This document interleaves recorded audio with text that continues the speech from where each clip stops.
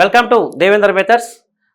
మనకు ఈ యొక్క పేపర్ 2 టెట్ పేపర్ 2లో తెలంగాణలో మన జూన్ 17-18 తేదీల్లో టెట్ జరిగిందండి. జూన్ 17లో ఫస్ట్ షిఫ్ట్ మనకు ఉన్నట్లు పేపర్ 2 మ్యాథమెటిక్స్ అండ్ సైన్స్ మీద కొన్ని ప్రశ్నలు ఇవ్వడం జరిగింది. అవి అయితే అండి జూన్ 18th రోజు మార్నింగ్ షిఫ్ట్ ఈవినింగ్ అండి. 17th రోజు ఒకటే షిఫ్ట్ జరిగింది. 18th రోజు మాత్రం మార్నింగ్ షిఫ్ట్ ఈవినింగ్ షిఫ్ట్ జరిగిందండి. ఈ 3 షిఫ్ట్లో ఉన్నటువంటి ఈ యొక్క టెట్ పేపర్ 2 మ్యాథమెటిక్స్ అండ్ సైన్స్లో ఎలాంటి ప్రశ్నలు అడిగాడు, ఆ ప్రశ్నల యొక్క విశ్లేషణ ఏ విధంగా ఉందో ఒకసారి మనం చూద్దాం. ఏ విధంగా మనకి ఇచ్చినటువంటి యూనిట్స్ ఇచ్చాడు, ఆ యూనిట్లో ఏ టాపిక్ నుంచి ఇచ్చాడు అనేది మనం సమగ్రంగా డిస్కస్ చేద్దాం. కానీ చాలా ఈజీగా ఇచ్చాడు మెథడాలజీ మన జూన్ 17-18లో జరిగినటువంటి టెట్లో. అది పేపర్ 2 మ్యాథమెటిక్స్ అండ్ సైన్స్. ఆ ప్రశ్నలు ఒకసారి మనం పరిశీలిద్దాం. మన దేవేంద్ర మెథడ్స్ యాప్లో మన తెలంగాణకు సంబంధించి ఎస్ఏ మ్యాథమెటిక్స్ మెథడాలజీ సంబంధించిన వీడియోస్ ఉన్నాయి. టెస్ట్ సిరీస్ కూడా ఆల్రెడీ అప్లోడ్ చేశాం. ఒక 2 టెస్టులు అప్లోడ్ చేశాం. మళ్ళీ నెక్స్ట్ రేపు కానీ ఎల్లుండి కానీ అంటే ఇప్పుడు ఈరోజు జూలై 24th కదండి, 26, 27లో కొన్ని అప్లోడ్ అవుతున్నాయి, రాస్తున్నాం. అన్ని తెలుగు అకాడమీ బుక్ ఆధారంగానే ప్రతి బిట్టు టు బిట్టు అండ్ మనకు ఉమ్మడి ఏపీ ఉన్నటువంటి బుక్స్, దాంతోపాటు న్యూ బుక్స్ ఉన్నాయి మన తెలంగాణలో. వాటికి సంబంధించినటువంటి అన్ని కలిపి బిట్స్ తయారు చేసి బైలింగులో ఉన్నటువంటి టెస్ట్ సిరీస్ తయారు చేసి పెడుతున్నాం. కాబట్టి సద్వినియోగం చేసుకోండి. ప్రతి బిట్టు కూడా మన రీసెంట్గా 2025 జూన్ 12th ఏపీలో కూడా ఎగ్జామ్ జరిగింది. దాంట్లో మనకు ఒకసారి యూట్యూబ్లో దేవేంద్ర మెథడ్స్ అని కొట్టి ఒకసారి చూడండి, పిల్లల యొక్క రివ్యూ ఎలా ఇచ్చారు ఏంటని చెప్పి. ప్రతి ఒక్కరు 2020, 19.5, 18.5 అందరికీ జాబ్లు వచ్చాయండి. మొత్తం 4000 మంది మన యాప్ తీసుకున్న విద్యార్థులు ప్రతి ఒక్కరికి 18.5 ఎబోనే వచ్చేది తప్ప ఒక్కరు కూడా రాలేదు. ఒకసారి మీరు యూట్యూబ్లో చూడండి. వీలైతే ఏమైనా డౌట్స్ ఉన్నా కూడా నాకు కాల్ చేసి అడగొచ్చు. మీరు ఏమైనా ఫీడ్బ్యాక్ కూడా తీసుకోవచ్చండి. ఓకే సరే, ఓకే అది పక్క పెట్టండి. జూన్ 17th, 18thలో ఒక 3 సెక్షన్లలో మనకు ఉన్నటువంటి ఆ టెట్ పేపర్ ఉంది, చూద్దాం ఒకసారి. అదేవిధంగా జూన్ 22లో కూడా కొంతమంది ఆల్రెడీ ఈ సంస్కృతి వాళ్ళకు కూడా జరిగింది. అవునా, ఉర్దూ మీడియం వారికి కూడా ఎగ్జామ్ జరిగింది. దాంట్లో కూడా మెథడాలజీ ఇచ్చాడు, అదొకటి తీయలేదు. 22 జరిగింది అది. ఈ 17, 18లో ఏం ప్రశ్నలు ఇచ్చాడో ఒకసారి చూద్దామండి. ఇది మీకు ఒక ఎక్స్పీరియన్స్గా యూజ్ అవుతుంది కాబట్టి చూద్దాం. ఇలా ఇచ్చాడండి. 115వ క్వశ్చన్ అండి. ఇది మార్నింగ్ షిఫ్ట్ జూన్ 17th రోజు. ఇది ఎప్పుడు? జూన్ 17th రోజు ఇచ్చినటువంటి పేపర్. ఒకసారి మీరు కూడా చూడండి, రాష్ట్రం వాళ్ళకు కూడా తెలిసిపోతుంది. జూన్ 17th రోజు. ఓకే ఒకసారి చూద్దాం. ఇక్కడ క్వశ్చన్ చూడండి. ఈ క్రింద ఇవ్వబడిన 2 వ్యాఖ్యలలో సరైన ఎంపికని ఎంచుకోండి అని చెప్పి ఇచ్చాడండి. ఇక్కడ చూడండి ఏమి ఇచ్చాడు. ఏ, గణితం కొత్త ఆవిష్కరణలు మరియు ఆలోచనలతో పరిణామం చెందుతూనే ఉంటుంది అని చెప్పి ఇచ్చాడు. బి, గణితం స్థిరంగా ఉంటుంది మరియు కాలక్రమేణా మారదు అని చెప్పి ఇచ్చాడండి. ఇది నేచర్ ఆఫ్ మ్యాథమెటిక్స్ అండి, గణిత శాస్త్రం యొక్క స్వభావం మీద అడిగినటువంటి ప్రశ్న. మరి గణిత శాస్త్ర స్వభావం మీద మనం డిస్కస్ చేసుకున్నాం ఆల్రెడీ. గణిత శాస్త్రం అనేది ఇండక్టివ్ డిడక్టివ్ అనే స్వభావం కలిగి ఉంటుంది. అంటే mathematics is a nature of inductive and deductive అని చెప్పి, mathematics is a nature of accuracy అని చెప్పి, mathematics is a nature of verify అని చెప్పి, mathematics is a nature of aesthetic nature అని చెప్పి, సౌందర్యాత్మక స్వభావం కలిగి ఉన్నదని, mathematics is a nature of originality అని చెప్పి, ఉపజ్ఞత కలిగి ఉన్నదని చెప్పి, నేచర్ అంటే mathematics is a nature of natural thinking అని చెప్పి, లాజికల్ థింకింగ్ అని చెప్పి, mathematics is a nature of dynamic గతిశీలకమైనదని చెప్పి మనం డిస్కస్ చేసుకున్నాం మన దేవేంద్ర మెథడ్స్ యాప్లో. అదే విధంగా సేమ్ అదే అడిగాడు చూడండి ఇక్కడ. అంటే గణితం కొత్త ఆవిష్కరణలు మరియు ఆలోచనలతో పరిణామం చెందుతూనే ఉంటుంది. ఎందుకు చెందట్లేదండి? ఇక్కడ సైన్స్ అండ్ టెక్నాలజీ రంగంలో కావచ్చు, వైద్య రంగంలో కావచ్చు, విద్యారంగంలో కావచ్చు, ఇంజనీరింగ్ రంగంలో కావచ్చు, డైలీ లైఫ్లో కావచ్చు, ప్రతిదీ కూడా ఒకప్పటి కంటే ఈ రోజుకు గణిత శాస్త్రం ఎప్పుడు కూడా డైనమిక్, కొత్తగా గతిశీలత చెందుతూనే ఉంటుంది, కానీ స్థిరంగా ఉండదు. ఎందుకు స్థిరంగా ఉండదు అంటే కొంతమంది పిల్లలకు డౌట్ వస్తుంది. ఏంటంటే 2 + 2 = 4 కదా సార్, మరి స్థిరంగా లేదా? a+b² a² + 2ab + b² అని స్థిరంగా లేదంటే గణిత శాస్త్రంలో ఉండేటువంటి ప్రాథమికమైనటువంటి భావనలు మాత్రమే అది స్థిరంగా ఉంటాయి కానీ గణిత శాస్త్రం మొత్తం కూడా స్థిరంగా ఉండదు, కాలానుగుణంగా మారుతూనే ఉంటుంది. కాబట్టి ఇవి మనం ఉన్న ప్రాథమిక భావనలు మాత్రమే ఇవి స్థిరంగా ఉంటాయి తప్ప గణిత శాస్త్రం మొత్తం కూడా కాలానుగుణంగా పరిస్థితులకు అనుగుణంగా అన్ని రంగాల్లో విశ్వవ్యాప్తంగా అంతరిక్ష రంగంలో కానీ డైలీ లైఫ్లో కానీ సైన్స్ అండ్ టెక్నాలజీ కానీ అన్ని రంగాల్లో అభివృద్ధి చెందుతూనే గతిశీలకంగా మారుతూనే ఉంటుంది. అలాంటి కోణంలో మనం ఆలోచించాలి. అంటే ఇక్కడ ఇదొక్కటే కరెక్ట్, ఇది రాంగ్ అంటే ఇక్కడ ఏంటి ఆన్సర్ ఏంటి? ఓన్లీ ఏ మాత్రమే, ఓన్లీ ఏ మాత్రమే. ఇలాంటి ప్రశ్న అడిగాడు, ఈజీనే, చాలా ఈజీవి. ఒకసారి నేచర్ ఆఫ్ మ్యాథమెటిక్స్ అనే టాపిక్ చదువుకుంటే ఒకటి ప్రతిసారి ప్రతి టెట్ కానీ డిఎస్సిలో కానీ నేచర్ ఆఫ్ మ్యాథమెటిక్స్ మీద డెఫినేషన్స్ కూడా ఉంటాయి. ఏంటంటే mathematics is a science of quantity అని చెప్పి, mathematics is a science of indirect measurement అని అరిస్టాటిల్, ఆగస్టు కోమ్టు, అయితే మనం ఉన్నటువంటి బెల్ కానీ మేరియా పియరీ కానీ మనకున్నటువంటి వ్యక్తులలో బెంజమిన్ పియర్స్ కానీ ఇలా గణిత నిఘంటువు కానీ మనకు ఫ్రాన్సిస్ బేకన్ కానీ నెక్స్ట్ జాన్ లాకు కానీ నెపోలియన్ కానీ ఇలా ఎన్నో ఉన్నటువంటి నిర్వచనాలు మనకు ఉన్నాయి. ఆ నిర్వచనాల మీద అండ్ స్వభావం మీద కంపల్సరీ బిట్టు లేకుండా ఉండదు, డిఎస్సీలైనా టెట్ అయినా. ఓకే, ఇలాంటి బిట్ అడిగాడు. నెక్స్ట్ చూద్దాం. ఈ బిట్ అడిగాడు 116వ బిట్టు. ఇక్కడ ఏమైందంటే ఈ కరికులం మనకు కూడా విద్యా ప్రణాళిక కరికులం అండ్ టెక్స్ట్ బుక్ అని మనకు ఉంటుంది. ఆ కరికులంలో ఈ బిట్ అడిగాడు. కరికులంలో ఇమిడి ఉండే పాత్రలను వాటి బాధ్యతలతో జతపరచండి. ఇది జనరల్ బిట్టు, కామన్గా ఎవరైనా పెట్టేస్తారు. చూడండి ఒకసారి ఏమన్నాడు ఇక్కడ, ఉపాధ్యాయుడు, విద్యార్థి, నిర్వాహకుడు, నిపుణుల కమిటీ అని చెప్పి 4 ఇచ్చాడు. మనకు విద్యా ప్రణాళికలో కామన్గా ఉన్నటువంటి దాంట్లో మనకి ఇవ్వడం జరిగింది. కరికులం అండ్ టెక్స్ట్ బుక్ మీద మనం డిస్కస్ చేస్తాం. విద్యా ప్రణాళికను రూపొందించడం, విద్యా ప్రణాళికను అమలు చేస్తాడు, అభ్యసించేవాడు మరియు పాల్గొనేవాడు, వాటి యొక్క సపోర్టు, మద్దతు మరియు వనరులు అందించేవాడని ఇచ్చాడు. అభ్యసించేవాడు అంటే ఎవరండి? లెర్నర్ ఎవరు? విద్యార్థి. అప్పుడు ఏమంటాం? B3 అవునా కదా? B3 ఎక్కడ ఉంది చూడండి ఒకసారి. ఇక్కడ B2 ఉంది, ఇది కాదు. B1 ఉంది, ఇది కూడా కాదు. ఇక్కడ B1 ఉంది, ఇది కూడా కాదు. B3 అంటే సింపుల్గా ఆన్సర్ కరెక్టే కదా.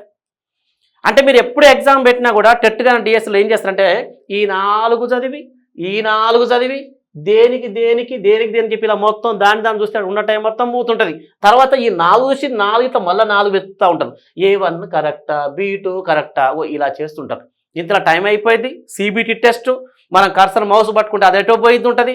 ఇన్ని రకాల మనం కోఆర్డినేషన్ చేయాలంటే లాజికల్గా ఎనాలిసిస్ మెథడ్లో అప్పుడు ఎఫర్ట్ ఉండాలి. ముందే మనం రెడీగా ఉండాలి. ఏం చేయాలని చెప్పి ఒక ప్రణాళికతో ఉండాలి. సింపుల్గా చూడండి, లెర్నర్ అన్నాడు, అభ్యసించేవాడు ఎవరు? విద్యార్థి. అయిపోయింది. B3 ఎక్కడ చూస్తే ఇది ఆన్సర్ అయిపోయింది సింపుల్గా. అంటే నెక్స్ట్ మనం బిట్కి వెళ్ళిపోతే కొన్ని హార్డ్ బిట్ ఉన్నప్పుడు టైం మనం అక్కడ స్పెండ్ చేయొచ్చు, ఆలోచించి పెట్టవచ్చు. ఇలా ఒక ప్లానింగ్ ప్రకారం ఉండాలి. ఓకే, చూద్దాం ఒకసారి. మరి ఉపాధ్యాయుడు ఏం చేస్తాడు? విద్యా ప్రణాళికలు పొందుపరుస్తుంది, దాన్ని అమలు చేస్తాడు. అమలు చేయడం అంటే ఏంటి? ఇది ఏమవుతుంది? A2 అవుతుంది. A2 అయిపోయింది. నిర్వాహకుడు, నిపుణుల కమిటీ. నిర్వాహకుడు ఎవరు? ఇక్కడ విద్యా ప్రణాళిక రూపొందించేటటువంటి వ్యక్తిని ఇచ్చాడు. నిపుణుల కమిటీ మద్దతు, వనరులు అందించేవాడని చెప్పి ఇచ్చాడు. మరి ఏముంటుంది చెప్పండి ఒకసారి. ఇక్కడ C4 అంటే ఏమవుతుంది? నిపుణుల కమిటీ మనకు మద్దతు చేస్తారు. నెక్స్ట్ D1 అంటే ఇక్కడ చూడండి అమ్మా, D1 నిపుణుల కమిటీ అంటే ఏంటి? విద్యా ప్రణాళిక రూపొందించే వాళ్ళు. నిర్వాహకుడు అంటే ఎవరు? వనరులను అందించేటటువంటి వ్యక్తి. C4 అవుతుంది, D1 అవుతుంది. అంటే ఇక్కడ నిపుణుల కమిటీ అంటే ఏంటి? విద్యా ప్రణాళికని విద్యార్థి యొక్క ఫిజికల్గా, మెంటల్గా, స్పిరిచువల్గా, సోషల్గా ఒక పర్సనాలిటీని డెవలప్ చేసే విధంగా దాన్ని రూపొందించే వ్యక్తి ఎవరంటే నిపుణుల కమిటీ. మంచి సబ్జెక్ట్ ఉన్న వ్యక్తులు ఈ యొక్క విద్యా ప్రణాళికను రూపొందిస్తారు. ఓకే, మరి నిర్వాహకుడు అంటే ఏంటి? కొన్ని వనరులు అందించేటటువంటి వ్యక్తి. కాబట్టి సరే, ఇలా చూసుకున్నా మనకి ఈజీగా అయిపోయింది. ఈ విధంగా మనం ఆప్షన్స్ పెట్టాలి. ఓకే, ఇవి దీనికి సంబంధించింది. ఇలా ఎనాలిసిస్ మెథడ్లో చేసుకుంటూ వెళ్ళిపోవాలి. అమలు చేసే వ్యక్తి ఉపాధ్యాయుడు, అభ్యసించే వ్యక్తి ఎవరు? విద్యార్థి. వనరులను అందించేటటువంటి వ్యక్తి ఎవరు అంటే నిర్వాహకుడు. కానీ విద్యా ప్రణాళికను రూపొందించే వ్యక్తులు అంటే మంచి నిపుణుల కమిటీ ఉంటుంది. ఏ తరగతిలో ఉన్నటువంటి విద్యార్థికి ఎలాంటి విద్యా ప్రణాళిక కరికులంను ఏర్పాటు చేయాలి, ఫస్ట్ క్లాస్ పిల్లవానికి ఎలా ఇవ్వాలి, 10th క్లాస్ పిల్లవానికి ఎలా ఇవ్వాలి, 8th 9th ఎలా ఇవ్వాలి, ఇంటర్మీడియట్కి ఎలా ఇవ్వాలని చెప్పి వారి శారీరక పెరుగుదల, మానసిక పరిపక్వతను దృష్టిలో పెట్టుకొని అన్ని రంగాల్లో ఆల్రౌండ్ డెవలప్ చేయడానికి ఈ యొక్క నిపుణుల కమిటీ తయారు చేస్తుంది ఈ యొక్క విద్యా ప్రణాళికని. Okay, thank you. నెక్స్ట్ బిట్కి వెళ్ళిపోదాం. నిర్మాణాత్మక మదింపు ప్రధానంగా దీనికోసం నిర్వహిస్తారు. ఓకే, ఈ బిట్ 118 బిట్ చూడండి. నిర్మాణాత్మక మదింపు, మనకు మదింపులు ఎన్ని ఉన్నాయి? 2. Formative assessment, summative assessment. Formative assessment తెలవాలంటే ఫార్మేటివ్ ఇవాల్యుయేషన్ చేస్తే తెలుస్తుంది. సమ్మేటివ్ ఇవాల్యుయేషన్ చేస్తే సమ్మేటివ్ అసెస్మెంట్. సమ్మేటివ్ అసెస్మెంట్ సంవత్సరానికి 2 సార్లు జరుగుతుంది. ఫార్మేటివ్ అసెస్మెంట్ సంవత్సరానికి ఎన్నిసార్లు? 4 సార్లు జరుగుతుంది. దాన్ని నిర్మాణాత్మక మదింపు అంటాం. ఏంటి ఇక్కడ చూడండి ఒకసారి. మెరుగుపరచడానికి అవకాశం లేని విధంగా తుది అంటే చివరి గ్రేడులు ఇవ్వడం ఇచ్చాడు. బి, బోధన సమయంలో బోధనాభ్యసన ప్రక్రియను మెరుగుపరచడానికని ఇచ్చాడు. నెక్స్ట్, కేవలం ర్యాంకు విద్యార్థులను మాత్రమే మదింపు చేయడానికని ఇచ్చాడు. విద్యార్థులను పై తరగతి పంపించడానికని చెప్పించాడు. చిన్న లాజిక్ చూడండి. 2 ఫార్మేటివ్ సబ్మిట్ మీద ఇచ్చాడు. తుది గ్రేడ్, తుది అంటే చివరికి, తుది అంటే చివరి అంతా అయిపోయిన తర్వాత గ్రేడింగ్ ఇస్తాం. ఓ గ్రేడా లేకపోతే బి గ్రేడా, A+, ఏ గ్రేడా, నెక్స్ట్ అవుట్ స్టాండింగ్ అని చెప్పి అంటాం. గ్రేడింగ్ ఎప్పుడు ఇస్తాం? తరగతి గది మొత్తం అంటే పాఠశాల మొత్తం పూర్తయిన తర్వాత 10th క్లాస్ అయిపోయాక గ్రేడింగ్ ఇచ్చి పంపిస్తాం. 9th క్లాస్ అయిపోయాక గ్రేడ్ అని ఇస్తాం. 8th క్లాస్ అయిపోయాక గ్రేడ్ అని ఇస్తాం. 10th క్లాస్ పాస్ అయినాక 10/10 వచ్చినాయి నాకు, నేను వెళ్ళొచ్చు ఇంటర్మీడియట్ అని చెప్పి అంటారు. అవునా కదా? అంటే గ్రేడింగ్ ఇచ్చేది, తుది తీర్పు ఇచ్చేది, యోగ్యతా పత్రాలు ఇచ్చేది, సంస్థ యొక్క విద్యా ప్రమాణాలు మంచివా చెడ్డవా అంచనా వేసేది, పాస్ ఆర్ ఫెయిల్ తెలిపేది సమ్మేటివ్ అసెస్మెంట్. అంటే ఇక్కడ చూడండి, గ్రేడింగ్ అంటే ఇది కాదు. పై తరగతి ఇది కూడా కాదు. అంటే ఇక్కడ ఏంది? 4 కాదు, ఫస్ట్ కూడా కాదు. అవునా కదా? ఇక్కడ చూడండి, ఇక్కడ కేవలం ర్యాంక్ విద్యార్థులు మాత్రమే మదింపు. ర్యాంక్ అంటే first rank, second rank, third rank ఎప్పుడు వస్తుంది? చివరికే. ఇది కూడా కాదు. ఇలా అనాలిసిస్ చేసిన అంటే ఇప్పుడు ఆన్సర్ ఏంటి? రెండోది ఆన్సర్. ఎందుకంటే తరగతి గదిలో బోధనాభ్యసన ప్రక్రియ జరుగుతూ ఉన్నప్పుడు చేసే మూల్యాంకనం ఏంటంటే రూపణ మూల్యాంకనం అంటాం, రూపణ మదింపు అంటాం, నిర్మాణాత్మక మదింపు అంటాం, ఫార్మేటివ్ అసెస్మెంట్ అంటాం. బోధనాభ్యసన ప్రక్రియ జరుగుతూ ఉన్నప్పుడు చేసే మూల్యాంకనం, విద్యార్థికి ఉపాధ్యాయునికి మధ్య ఫీడ్బ్యాక్ పరిపుష్టి ఉండేది, రోజువారీ బోధనలో లక్ష్యాత్మక బోధన చేపట్టడం, విద్యార్థి యొక్క లోపాలను గుర్తించి అదే తరగతిలో అప్పటికప్పుడు సవరించేటటువంటి మూల్యాంకనం ఏంటంటే ఈ యొక్క ఫార్మేటివ్ అసెస్మెంట్. దీన్ని ఏమంటాం? ఫార్మేటివ్ అసెస్మెంట్ అంటే నిర్మాణాత్మక మదింపు లేదా రూపణ మదింపు అంటాం. ఆన్సర్ దీనికి ఏంటంటే సెకండ్ 2. ఇలా గుర్తుపెట్టుకోండి. ఓకే, రైట్ అన్న. తర్వాత చూద్దాం. విద్యార్థులు భిన్నాల భావనను అవగాహన చేసుకుంటారు. ఓకేనే, అంటే అండర్స్టాండింగ్ ఆఫ్ ఫ్రాక్షన్స్, భిన్నాల భావనను అవగాహన చేసుకుంటారు అనే వాక్యం దీనికి చెందుతుంది. జనరల్ ఎయిమ్ సాధారణ లక్ష్యమా, నెక్స్ట్ వాల్యూ విలువ, బోధనా లక్ష్యమా, మూల్యాంకన పద్ధతి అని చెప్పి అడిగాడు. ఇక్కడ చూడండి ఒకసారి. అవగాహన, భిన్నాల యొక్క భావనను అవగాహన చేసుకుంటారు. అవగాహన అనేది ఏంటి? లక్ష్యం. ఆ అవగాహనకు సంబంధించిన స్పెసిఫికేషన్లు మనం ఆల్రెడీ యూట్యూబ్లో ఉంటాయి చూడండి, కొన్ని అవగాహన సంబంధించినటువంటి ఉంటాయి. విద్యార్థి ప్రవర్తనలో వచ్చిన మార్పులు స్పెసిఫికేషన్స్ రాసుకుంటాం. విద్యార్థి జ్ఞానపరంగా ఇదేంటిది అని చెప్పి అన్నాం. దీన్ని ఏమంటాం? స్టైలిషర్ అంటాం. ఇదేంటి అంటే పెన్ అంటాం. ఇలా చూపించి ఏంటంటే మొబైల్ అంటాం. మరి ఇది పెన్ను అన్నప్పుడు జ్ఞానం ఉన్నట్టు, దీనికి సంబంధించిన విషయాలు మొత్తం చెప్పితే అవగాహన ఉన్నట్టు. అంటే భిన్నాల యొక్క భావనను అవగాహన చేసుకున్నారు అంటే కంపల్సరీ ఏంటి? మన కాగ్నిటివ్ డొమైన్లో knowledge, understanding, application, analysis, synthesis, evaluation ఉంది. ఇవన్నీ ఏంటి? బోధనా లక్ష్యాలు. మరి నాలెడ్జ్ అనేటువంటి జ్ఞానం అనేటువంటి లక్ష్యానికి స్పెసిఫికేషన్ మనం డిస్కస్ చేసాం. రీకాల్, రికగ్నిషన్ అని చెప్పి. అవునా కదా? అవి విద్యార్థి ప్రవర్తనలో వచ్చిన మార్పు. అంటే ఇప్పుడు ఇది ఏమవుతుంది? కాగ్నిటివ్ డొమైన్లో knowledge, understanding, application, analysis, synthesis అనేది ఏంటివి? Teaching objectives. అంటే ఏంటి ఇక్కడ? ఇది ఏమవుతుంది? బోధనా లక్ష్యం. ఆన్సర్ ఏమవుతుంది? బోధనా లక్ష్యం. ఈ విలువ కాదు, సాధారణ లక్ష్యం కాదు, మూల్యాంకన పద్ధతి కూడా కాదు. ఓకే, ఇలాంటి బిట్లు ఈజీగా ఇచ్చాడండి. అంతకుముందు కంటే ఈసారి ఈజీగా ఇచ్చాడు. నెక్స్ట్ ఇక్కడ చూడండి 120. ఈ క్రింది వాటిలో ఏ వాక్యం గణిత శాస్త్ర స్వభావాన్ని ఉత్తమంగా ప్రతిబింబిస్తుంది? నేచర్ ఆఫ్ మ్యాథమెటిక్స్ మీద ఫస్ట్ యూనిట్ మీద 2 క్వశ్చన్స్ వచ్చాయి. June 17లో ఫస్ట్ షిఫ్ట్లో. అంటే మ్యాథమెటిక్స్లో 6 బిట్స్ వచ్చాయి కదా, 6 ప్రశ్నల్లో 2 అవే వచ్చినాయి, ఫస్ట్ యూనిట్ నుంచి వచ్చాయి. ఓకే, గణితం ఎల్లప్పుడూ స్థిరంగా మరియు మార్పు లేనిదిగా ఉంటుంది. చూడండి ఒకసారి, స్వభావం ప్రతిబింబిస్తుందని చూడు. అసలు గణితం స్థిరంగా ఉంటుందా? ఉండదు కదా, ఇది రాంగే కదా. అలా డిస్కస్ చేసాం మనం ఫస్ట్ బిట్టే. మళ్ళీ అదే ఇచ్చాడు. మళ్ళీ గణితం గతిశీలమైనది మరియు నిరంతర అభివృద్ధి చెందుతుంది. ఇది కరెక్ట్ అవునా కదా? గణితం కేవలం కంఠస్థంపై ఆధారపడు. ఎప్పుడైనా గణితం కేవలం కంఠస్థంపై, రోటు మెమొరీ, బట్టీపై ఎప్పుడు కూడా ఆధారపడొద్దండి.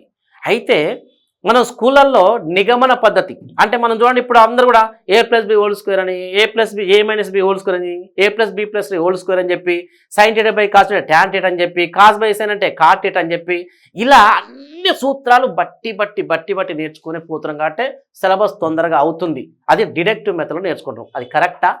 కాదు కదా. అంటే కంఠస్థం చేయకుండా దాని వెనకాల ఉన్నటువంటి కాన్సెప్ట్ని అర్థం చేసుకుంటే అప్పుడు గణిత శాస్త్రం అనేది మనకు చాలా లాజికల్ థింకింగ్గా ఏర్పడుతుంది.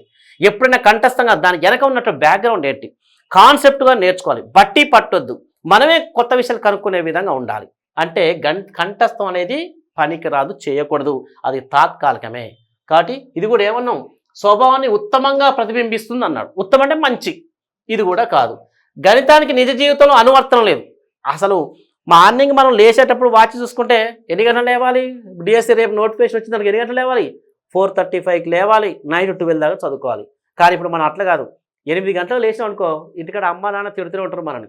అంటే లేచేటప్పుడు టైం చూస్తాం, పడుకునేటప్పుడు కూడా టైం చూస్తాం. అంతెందుకండి, పుట్టినప్పుడు మానవుడు పుట్టగానే ఎన్ని కేజీలు ఉన్నాడంటాడు. అవునా కదా? ఎన్ని కేజీల దగ్గర నుంచి చనిపోయినాక 6 అడుగుల నేల అంటాం. అంటే పుట్టుక నుంచి మరణం వరకు ప్రతి దాంట్లో మనం గణిత శాస్త్రం యూజ్ చేస్తూనే ఉన్నాం. అంటే అనువర్తనం లేదంటాం. ఇది కూడా రాంగ్. అంటే ఏం ప్రతిబింబిస్తుంది? ఇక్కడ చూడండి, గణితం గతిశీలమైనది మరియు నిరంతరంగా అభివృద్ధి చెందుతుంది అనేది ఈ రెండో క్వశ్చన్ కరెక్ట్ ఆన్సర్. దీని ఆన్సర్ ఇది కరెక్ట్. Okay right. నెక్స్ట్ చూద్దాం. ఇక్కడ జూన్ 18th రోజు అండి. ఇది జూన్ 17th రోజు మనం 5 క్వశ్చన్లు డిస్కస్ చేసాం. 6 ఇంకో క్వశ్చన్ మిస్ అయింది. చూద్దాం ఒకసారి. ఇక్కడ ఇది 115 జూన్ 17th రోజు 1, 116, 117 లేదు, మిస్ అయింది, 118, 119, 120. ఇది జూన్ 17th రోజు షిఫ్ట్ 1లో అయిపోయింది. జూన్ 18th రోజు మార్నింగ్, ఇది జూన్ 18th రోజు మార్నింగ్ షిఫ్ట్లో ఈ బిట్స్ ఇవ్వడం జరిగింది. తెలంగాణ టెట్లో ఏమి ఇచ్చాడు చూడండి ఒకసారి. ఒక విద్యార్థి 4 సమాన భుజాలు కలిగిన సమాంతర చతుర్భుజమే సమచతుర్భుజం అని తన సొంత మాటల్లో చెబితే ఆ విద్యార్థి సాధించింది విద్యా ప్రమాణం అన్నాం. Problem solving, reasoning and proof, communication, connection and visualisation and representation ఉందండి. ఏ విషయమైన ఒక వ్యక్తి సొంత మాటలో చెబితే దాన్ని ఏమంటాం? వ్యక్తపరచడం అని చెప్పి అంటాం. వ్యక్తపరచడం అంటే ఏంటి? కమ్యూనికేషన్. కొంచెం ఈజీగా అడిగాడు విద్యా ప్రమాణాల మీద. ఓకే, కాబట్టి ఆన్సర్ ఏమవుతుంది? వ్యక్తపరచడం. నేరుగా సమస్య ఇస్తే సమస్య సాధన, ఆ సమస్యను నిజ జీవితానికి అనువదించుకుంటే కనెక్షన్. అవునా కదా? పటాలు అంటే కనెక్షన్, అనుసంధానం. రీజనింగ్ అండ్ ప్రూఫ్, ఎందుకు జరిగింది, ఎలా జరిగింది అనే కారణాలు చెప్తే రీజనింగ్ అండ్ ప్రూఫ్. ఈ విద్యా ప్రమాణాల మీద మన దేవేంద్ర మెథడ్స్ యాప్లో ఇంకా సమగ్రంగా డిస్కస్ చేసాం. వివరించడం, సొంత మాటల్లో వివరించడం, ఎక్స్ప్లెనేషన్ చేయడం, చెప్పడం, ఇలాంటి మొత్తం దేని కిందకి వస్తుంది? వ్యక్తపరచడం కిందకి వస్తుంది. ఓకే, ఈ వ్యక్తపరచడం మీద మనకు విద్యా ప్రమాణాలు అన్నిటి మీద 5 మీద ఎప్పుడు ఒకటి అడుగుతున్నాడు. జస్ట్ ఇప్పుడు ఇది అడిగాడు, సింపుల్గా అడిగాడు. చూడండి అక్కడి 116 గణిత ఉపాధ్యాయుని వృత్తిపరమైన సామర్థ్యాలకు సంబంధించిన క్రింది వ్యాఖ్యలను చదవండి అని ఇచ్చాడు. ఇక్కడ చూడండి, వాక్యం స్టేట్మెంట్ లెవెల్ ఇచ్చాడు. ఉపాధ్యాయుడు బోధనాంశాలపై స్పష్టత కలిగి ఉండి విద్యార్థులకు అర్థమయ్యే విధంగా బోధించాలి. జనరల్ బిట్ ఇచ్చాడు. ఇట్లా అంటే ఉపాధ్యాయుడు బోధనాంశాలపై అంటే క్లారిటీ, స్పష్టత కలిగి ఉండి విద్యార్థులకు అర్థమయ్యే విధంగా బోధించాలి అని చెప్పినాడు. అంతే కదా? మనకు సబ్జెక్ట్ మీద పట్టు ఉండాలి, విద్యార్థులందరికీ అర్థమయ్యే విధంగా క్లారిటీగా చిన్న చిన్న పదాలు ఉపయోగించి సరళమైన భాషను ఉపయోగించి విద్యార్థులకు అర్థవంతంగా బోధించాలి. రైట్. ఉపాధ్యాయుడు ప్రతిరోజు ఒకే విధంగా ప్రవర్తిస్తూ ఒకే రీతిలో బోధించాలి. రోజు ఒకే రీతిలో బోధిస్తే విద్యార్థులకు, ఇలా బోధిస్తే ఒకే రీతిలో బోధిస్తే విసుగు కలగదా విద్యార్థులకు? అంటే విసుగు పుడుతుంది. అవునా కాదా? విద్యార్థుల సామర్థ్యాలు ఏంటి, విద్యార్థుల యొక్క అవసరాలు ఏంటి, ఏ టాపిక్ బోధిస్తున్నాం, గొంతును రైజింగ్ ఎక్కడ చేస్తాం, ఎక్కడ ఫాలింగ్ చేస్తున్నాం, విద్యార్థి యొక్క సిచ్యువేషన్ ఏంటి, వాటికి తగ్గట్టు బోధించుకోవాలి తప్ప ఉపాధ్యాయుడు ప్రతిరోజు ఒకే విధంగా ప్రవర్తిస్తూ ఒకే రీతిలో బోధిస్తే పిల్లలు 10 రోజులు వినరు, తర్వాత వినరు, విసుగలుగుతుంది. అసలు ఆ మాస్టర్ బాగా చెప్పట్లేదని చెప్పి అంటుంటారు.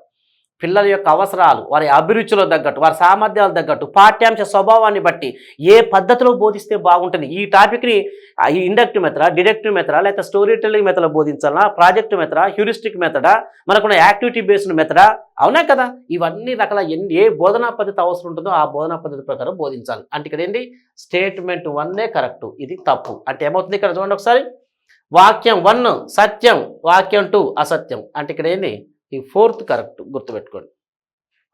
ఇక్కడ ఇచ్చాడు 2 వాక్యాలు సత్యం కాదు, ఈ విధంగా వాక్యం 1 అసత్యం, ఇలా ఆప్షన్ చూసుకొని పెడితే సరిపోయింది. ఇక్కడే మనకు ఆన్సర్ తెలిసిపోతుంది. Okay, 1 correct, 2 wrong. ఇక్కడ చూడండి ఒకసారి, ఈ క్రింది వాటిలో గణిత విద్యా ప్రణాళికకు సంబంధం లేని అంశం, గణిత విద్యా ప్రణాళికకే సంబంధం లేని అంశం అని చెప్పి ఇచ్చాడు. చూడండి ఒకసారి, ఇక్కడ అభ్యసన లక్ష్యాల ఎంపిక, ఉపాధ్యాయుల ఎంపిక, అభ్యసన అనుభవాల ఎంపిక, బోధనాభ్యసన పరికరాల ఎంపిక. విద్యా ప్రణాళికని విషయ నిపుణులు తయారు చేస్తారు కదా, చేసేటప్పుడు తప్పనిసరిగా ఈ యొక్క లెర్నింగ్ ఆబ్జెక్టివ్స్ ఏంటి అని ఎంపిక చేస్తాం. రైట్. తర్వాత అభ్యసన అనుభవాలు, విద్యార్థి ఎలా నేర్చుకుంటాడు, ఈ యొక్క ఎక్స్పీరియన్స్ ఏంటి, ఉపాధ్యాయుల ఎక్స్పీరియన్స్ ఏంటి, విద్యార్థుల ఎక్స్పీరియన్స్, విద్యార్థుల అనుభవాలు కల్పించే విధంగా యాక్టివిటీ బేస్డ్ కూడా ఏర్పాటు చేస్తారు. కంపల్సరీ బోధనాభ్యసన పరికరాలు అంటే TLM, teaching learning materials compulsory ఉండాల్సిందే కదా, కానీ ఉపాధ్యాయుల ఎంపికైతే కాదు కదా, కాబట్టి ఇది రాంగ్. అంటే కదా సంబంధం లేనిది ఏంటి ఆన్సరు, ఇది 2. Okay, right. ఇక్కడ ఎడ్గార్ డేర్ అనుభవ శంకు ప్రకారం అభ్యసనకు ఉపయోగపడే క్రింది యొక్క పరికరాలను ఇచ్చాడు. పరికరాలను మూర్తం నుంచి కాంక్రీట్, మూర్తం నుంచి అమూర్తత్వానికి వరుస క్రమంలో అమర్చండి అని చెప్పి ఇచ్చాడు. మరి ఎడ్గార్ డేర్ అనుభవ శంకు మనకేంటి, 3 భాగాలు 11 సోపానాలు, 11 స్టెప్స్ ఉన్నాయి మనకు, అవునా? కామన్గా ఉన్నటువంటి స్టెప్స్ 11 స్టెప్స్ ఉన్నాయి. 3 భాగాలు 11 సోపానాలు, 3 భాగాలు 11 సోపానాలు. ఈ 11 స్టెప్లలో ఏమున్నాయి ఒకసారి చూడండి. ఒకసారి ఇక్కడ చూడండి, దృశ్య సంకేతాలు, విజువల్ సింబల్స్, చలనచిత్రాలు అంటే ఇక్కడ ఉన్న మూవీస్, టెలివిజన్, శాబ్దిక సంకేతాలు అంటే verbal symbols, radio recording, still pictures అని చెప్పించాడు. ఒక్క చిన్న లాజిక్ చెప్తే ఇక్కడ చూడండి, శాబ్దిక అంటే ఎడ్గార్ డేర్ అనుభవ శంకులో 11 స్టెప్లలో చివరికి ఉండేది శాబ్దిక అంటే 11వది, అంటే ఇది 11 అంటే సి అంటే ఇది వరుస క్రమంలో అమర్చండి అన్నాడు. అంటే ఫస్ట్ ఏమి ఉండాలి, చివరికి ఏమి ఉండాలి, సి ఉండాలి. చివరికి ఏముంది చూడండి ఒకసారి, దీంట్లో బి ఉంది, చివరికి ఇది కాదు, సి ఉంది, ఇందులో ఏ ఉంది, ఇది కాదు, డి ఉంది, ఇది కూడా కాదు, చివరికి సి అంటే ఏంటి ఆన్సర్ ఏముంది, సింపుల్గా అయిపోయారు. కానీ ఇక్కడ చూడండి ఒకసారి, దృశ్య సంకేతాలు అంటే ఇక్కడ ఇది శాబ్దిక సంఖ్యలు అంటే 11, ఇది దృశ్య సంకేతాలు అంటే 10. ఓకే, నెక్స్ట్ టెలివిజన్ అంటే 7. నెక్స్ట్ ఇంకేమున్నాయి మనకు, రేడియో రికార్డింగ్ స్థిరచిత్రం అంటే ఇది 9. అంటే ఇప్పుడు చూడండి, ఫస్ట్ సీరియల్ ప్రకారం చూస్తే చిన్నది ఏంటి, బి, ఫస్ట్ బి ఉండాలి, బి ఉంది. తర్వాత డి ఉండాలి, డి అంటే ఇది 9, రేడియో రికార్డింగ్ డి ఉంది. తర్వాత ఏ, దృశ్య సంఖ్యలు 10 ఉంది. తర్వాత శాబ్దిక సంఖ్యలు అంటే నేను చెప్పానా, ఈ శాబ్దిక సంకేతాలు చివరికి ఉండాలి అన్నాను. వరుస క్రమంలో అమర్స్తే చివరికి అంటే లాస్ట్ 11 కాబట్టి ఇది, దాన్ని లాజిక్గా పెట్టుకుంటే ఆన్సర్ అదే వచ్చేస్తుంది. ఫస్ట్ ఏముంది ఇక్కడ మనకున్నటువంటి 7 అంటే చలనచిత్రాలు, టెలివిజన్, బి. ఇలా నేను ఇవన్నీ చదవాల్సిన అవసరం లేదు, చివరికి ఏముంది అన్నాను, సి, అదే ఆన్సర్ కరెక్ట్. అంటే చదివేటప్పుడు సబ్జెక్ట్ మీద గ్రిప్ ఉంటే ఏంటంటే అనాలిసిస్ మెథడ్లో సింపుల్గా పెట్టవచ్చు మనం, ఆ విధంగా ఉంటుంది. Okay, right. తర్వాత ఇక్కడ జూన్ 18th రోజు జరిగినటువంటి ఫస్ట్ షిఫ్ట్ పేపర్ గురించి మనం డిస్కస్ చేస్తున్నాం. విద్యా సంవత్సరం పొడవునా ఉపాధ్యాయుడు నిర్వహించే వివిధ నికషలు, పరీక్షలు, మాపనాలు, మదింపులు అన్నీ ఈ మూల్యాంకనం కిందికి వస్తాయి అన్నాడు. స్లిప్ టెస్టులు, అవునా కదా? అన్ని విద్యా సంవత్సరం మొత్తం మీద ఏం జరుగుతుంది, బోధనాభ్యసన ప్రక్రియ జరుగుతూ ఉంది, విద్యార్థిని మెరుగుపరచడానికి జరుగుతూనే ఉంటుంది. కానీ అంత విద్యా సంవత్సరం మొత్తం అయిపోయినాక చివరికి మనకు ఉన్నట్టు ఎగ్జామ్స్ పెడతారు. ఏప్రిల్ పూర్తి అయిపోయినాక ఎగ్జామ్ పెడితే సంకలన మూల్యాంకనం అంటాం, సంగ్రహాత్మక మదింపు, సంగ్రహాత్మక మూల్యాంకనం అంటాం. మరి స్లిప్ టెస్టులు, ఎగ్జామ్స్ ఇవన్నీ దేని కిందకి వస్తాయి, రూపణ మూల్యాంకనం అంటే ఏంటి, ఫార్మేటివ్ ఇవాల్యుయేషన్, సంగ్రహాత్మక మూల్యాంకన, డయాగ్నసిస్ ఇవాల్యుయేషన్, ప్రాగుక్తిక మూల్యాంకనం ఇచ్చాడు. చిన్న లాజిక్ అండి. ఇక్కడ చూడండి, లోప నిర్ధారణ అంటే ఉన్నట్టు డయాగ్నసిస్ ఇవాల్యుయేషన్, ఎప్పుడైనా విద్యార్థికి బలాలు బలహీనతలు స్ట్రెంగ్త్ అండ్ వీక్నెస్ అనగానే లోప నిర్ధారణ డయాగ్నోసిస్ ఇవాల్యుయేషన్ గుర్తుపెట్టుకోండి. విద్యార్థి ఎక్కడ సాధనలో వెనకబడిపోయాడు, ఎక్కడ తక్కువ మార్కులు వచ్చాయి, విద్యార్థి యొక్క పూర్వజ్ఞానం టెస్టింగ్ ప్రీవియస్ నాలెడ్జ్ పూర్వజ్ఞానాన్ని పరిశీలించాలన్నా, నెక్స్ట్ అదేవిధంగా విద్యార్థి యొక్క తక్కువ స్థాయి తక్కువ గణాలు ఎక్కడ వచ్చాయన్నా, అదే మరి ఉన్నట్టు విద్యార్థి యొక్క బలాలు బలహీనతలు తెలుసుకోవాలన్నా, లక్ష్య సాధనలో ఎంత వెనకబడిపోయాడు విద్యార్థి అన్నా కూడా లోప నిర్ధారణ. మరి ఇది లోప నిర్ధారణకు సంబంధం ఏమైనా ఉందా? దీనికి లేదు. ప్రాగుక్తిక భవిష్యత్తులో ఏమవుతాడు విద్యార్థులు కూడా ప్రాగుక్తిక.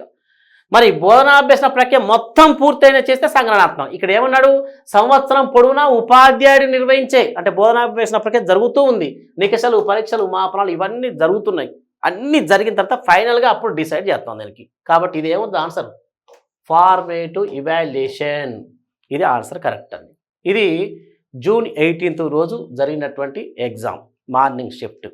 ఓకే, తర్వాత ఆఫ్టర్నూన్ షిఫ్ట్ కూడా ఉంది, అవి కూడా నెక్స్ట్ వీడియోలో వచ్చేస్తాయి. ఓకేనా, ఈ విధంగా అడుగుతున్నాడు, ఈజీనే ఇచ్చాడు ఈసారి.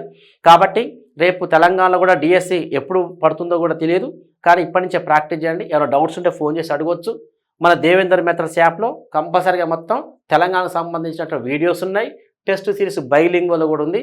ఏమైనా ఉంటే కాంటాక్ట్ చేసి యాప్ తీసుకోండి. ఓకే, ఇప్పుడు ఈ యొక్క బిట్స్ కూడా ఏపీ విద్యార్థులకు కూడా ఉపయోగపడతాయి. ఓకే, థ్యాంక్ యూ అండి.